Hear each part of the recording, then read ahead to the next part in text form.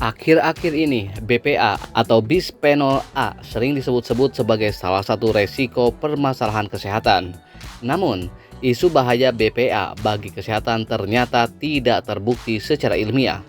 Dr. Laurentius Aswin Pramono menjelaskan bahwa anggapan BPA menyebabkan diabetes, kolesterol tinggi, kanker, infertilitas, dan lain-lain adalah mitos yang menyesatkan. Hal tersebut disampaikannya dalam acara Forum Ngobras, sebuah diskusi pakar bersama jurnalis kesehatan di Jakarta pada Selasa 10 September 2024. Menurut Dr. Laurentius Aswin Pramono, tubuh memiliki mekanisme alami untuk memetabolisme BPA yang masuk, seperti melalui hati, pernapasan, buang air besar, dan buang air kecil. BPA baru akan berdampak jika dikonsumsi melebihi batas wajar yang kemudian dapat menyebabkan keracunan. Bahwa akumulasi minum kita yang setiap hari yang dibutuhkan tiap hari itu kan kita butuh 2 liter sehari ya. Terus kalau kita minumnya itu misalnya mengambil sesuatu akan menumpuk, jalannya tidak. Kita punya mekanisme satu di hati kita, liver bukan jantung hati bukan liver. Nah itu punya kemampuan detoksifikasi segala zat kimia yang masuk ke tubuh kita. Kita sehari-hari bahan kimia banyak, dari asap rokok, asap kendaraan, makanan yang makan, minuman, apapun itu ada bahan kimia yang kita bisa detoksifikasi di liver. Dan ada bahan-bahan yang sudah diurai menjadi bahan yang tidak berbahaya atau ini masuk ke dalam saluran kemih kita, bisa dibuang ke dalam saluran kemih kita. Jadi pembuangannya bisa melalui macam-macam ya, melalui nafas itu juga. Zat yang terbuang didetoksifikasi oleh liver, itu liver juga akan membuang juga dalam pencernaan, yaitu melalui pup ya, kita buang air besar setiap hari, terus juga melalui saluran kencing itu juga bisa. Jadi tidak benar tuh ada bahan terkumpul. Yang bisa itu kejadian adalah kalau melampaui satu target batas aman itu dalam sekali waktu dalam periode yang intensif, misalnya seminggu, 2 minggu itu keracunan.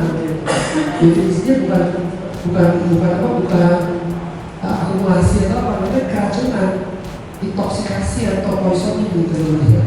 Itu harus dibedakan definisinya, itu betul-betul harus merumuskan kepada masyarakat.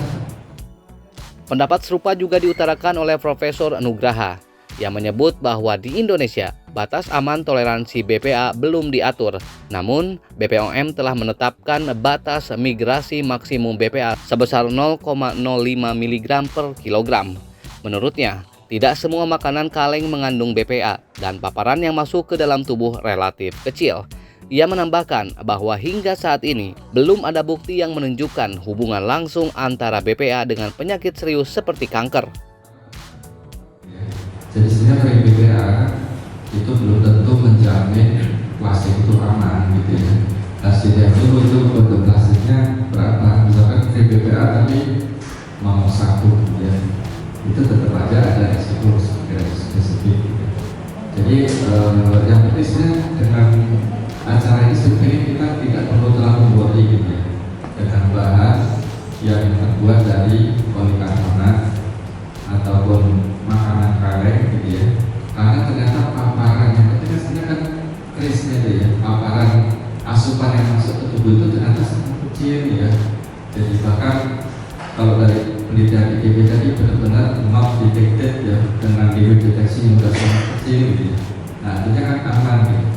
Jadi tapi kalau memang mau dipilih yang tidak pakai BPA ya jangan pilih yang dari berbasis polikarbonat dan makanan kaleng, karena makanan kaleng sendiri juga sama ya, tidak semuanya dari epoksi ya. Makanan itu ada juga yang dibuat dari olesin, dari bahan natural, ada juga yang polimer, kolagen atau polyester. Jadi sebenarnya tidak semua juga makanan kaleng itu mengandung BPA sebetulnya.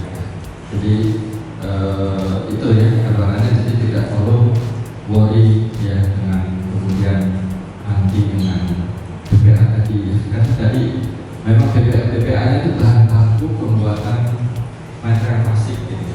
Jadi sudah nggak ada lagi itu yang di plastik kondisinya sudah menjadi bentuk baru, baru.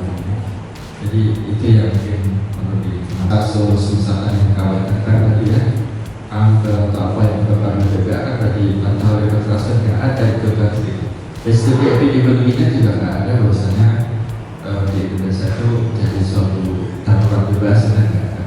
Jadi itu yang mestinya dipahami ya, tidak perlu khawatir ya. Dan memang kalau ingin membuktikan bahwasanya memang BPA itu ada pengaruh buruk terhadap kesehatan, pastinya harus ada studi epidemiologinya itu ya sekarang kayaknya belum ada dari seluruh dunia itu juga yang makanya tadi ekstra memperketat batas ditolak kan sama sesama Eropa ya. Itu karena evidence-nya berdasarkan tadi disampaikan dokter tadi ada cirian gitu, bukan manusia gitu. Bukti dari manusia nggak ada, maka sampai sekarang juga IARC itu pasti belum menggolongkan BPA sebagai karsinogenik ya, masih 03 ya. Kalau yang asetaldehyde kemudian yang SPK3 yang lain itu sudah masuk ke karsinogenik, tapi kalau BPA itu malah belum gitu. Di IARC itu aja mungkin sudah patokan.